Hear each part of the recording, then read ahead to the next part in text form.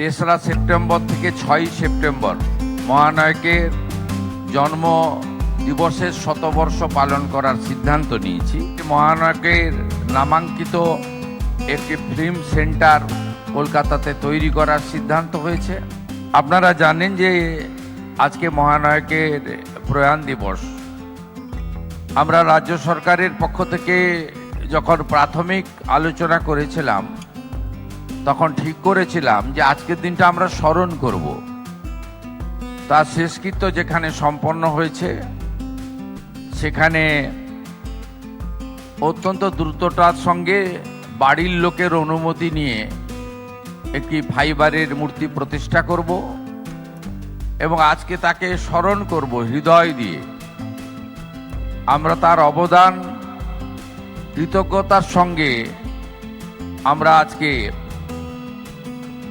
আলোচনা করব এবং আমরা প্রকৃতপক্ষে মহানায়কের আবির্ভাবের দিনটি খুব বড় করে উদযাপন করব, কারণ সেদিন তিনি আমাদের এই ধরাধামে আবির্ভূত হয়েছিলেন, তার জন্মদিবস।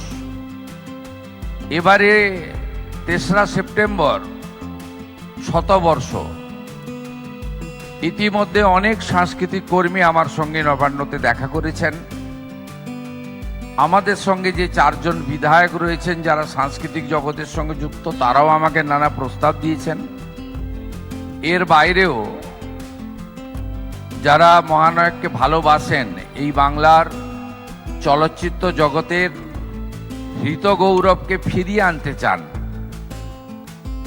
এবং সম্পূর্ণ রাজনীতি মুক্ত আমাদের আগের গরিমা আরো সুন্দর করে তুলে ধরতে চান, আমার পাশে থাকা আমাদের সাংস্কৃতিক আন্দোলনের অন্যতম কর্মী তিনি স্মিত হেসে আমাকে সমর্থন জানাচ্ছেন।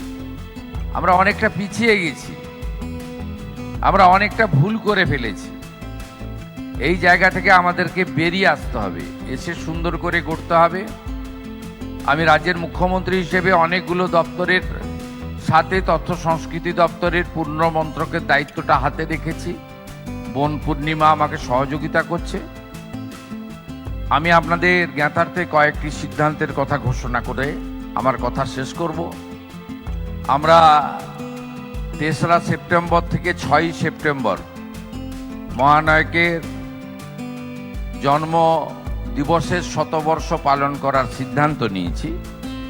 তার প্রস্তুতি ইতিমধ্যে হবে এবং এই সময়কালে আমরা অনেকগুলি কাজ করব।